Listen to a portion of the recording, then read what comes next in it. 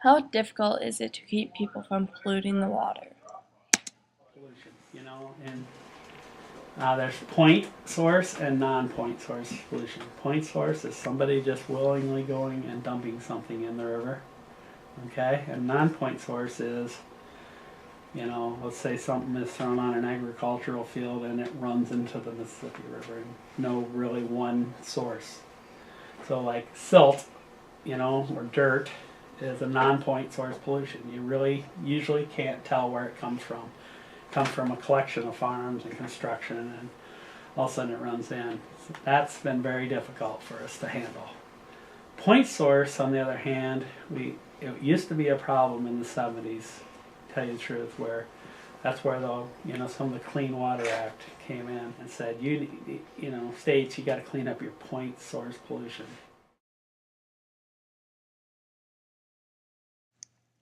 Can we take water from the Mississippi and filter it to make drinkable water?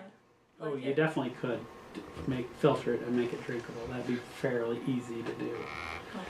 Okay. You can take water from a sewage treatment plants, and after it's done, make it drinkable. It's just how much you want to filter it.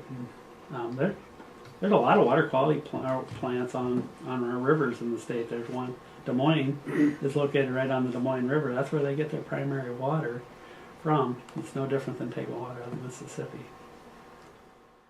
Can intakes harm the fish? And there's definitely harm can come from water intake structures, especially if it's taken at a very large rate. Let's take a nuclear power plant. We have several on the river. Quad Cities has got one. And Genoa National Nuclear Power Plant upriver in Pool 8 has one. They require a lot of water. They'll pull in a lot of water fast. The track fish will get caught in their trash racks and get killed. So those are the things we deal with on permits. As far as city water intake, probably be so low of intake that that'd be something we'd look into, though. We would actually model how many fish would die from that activity. So it could. Okay. That wouldn't be a primary issue for water intake. The water return, just so it's in good quality, would be a major issue. Do you think farmers should use less fertilizers so there's less runoff in our fresh water? Do I think they should? I think, first of all, I come from a family farm, so I know the pressures they're under. They're trying to make a living. We don't want to hinder them making a living off their properties. The only problem I have is if what they put on their properties ends up in our properties, meaning all of ours, not the DNRs. It means if what they put on gets into our waterways. So we need to work with them to make sure they put on enough and manage it correctly so it stays on their property and doesn't get into the water and in other places, It's no different than me putting on, if I want to spray my yard, I have no problem with you spraying your yard, but if all of a sudden my spray runs into my neighbor's yard and kills his garden, that's not right. Okay, that's the way we probably should treat agriculture, and give them the tools and teach them the tools and let them make the decisions on what tools they use.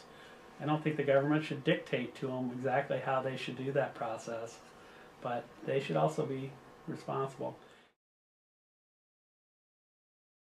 What can the community do to help the DNR with their rising problem? There's a lot of things communities can do. First of all, be involved. We got some awesome groups that we partner with for you guys. Groups like Pheasants Forever, your Ducks Unlimited, your Isaac Walton Leagues. Be a part of those organizations with something, because many hands make light work, and if we can partner with those kind of groups, we can easily get a message out. There's all kinds of opportunities. You got Earth Day, right? There's one day, they have cleanups on the Mississippi River.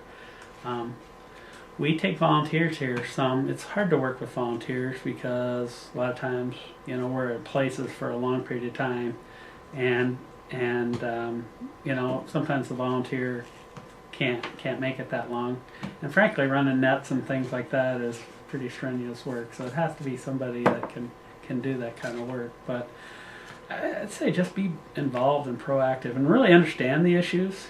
You know, why are we acting on your behalf that way?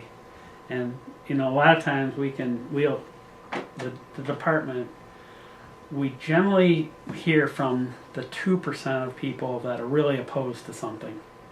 You know, we are going to set a length limit, or we're going to do some action. You know, we've encountered some business and we don't want them to do the action that they're doing, and we'll hear from people, and we get complaints constantly. But it's always the people that want to complain. We don't hardly ever hear from the people that really want that to occur. The only time we hear from them, sometimes at a public meeting or something like that. But you know, really be involved and really understand the issue at hand. You know, environmental issues are tough. They're not simple. They're not cause and effect. We did this and it caused that. A lot of times it's way too simplistic of thinking. And you know, so those are some of the things, I guess. We got some great organizations in this town. Pheasant Forever and Ducks Unlimited are both out of this town. Isaac Walton Lake. Those are some awesome organizations that you should be a part of. You know. How is global warming affecting the animals' We ecosystem? say global climate change, because some places warm, some places get cooler, right? So we definitely are seeing a pattern that we're having more volatile weather.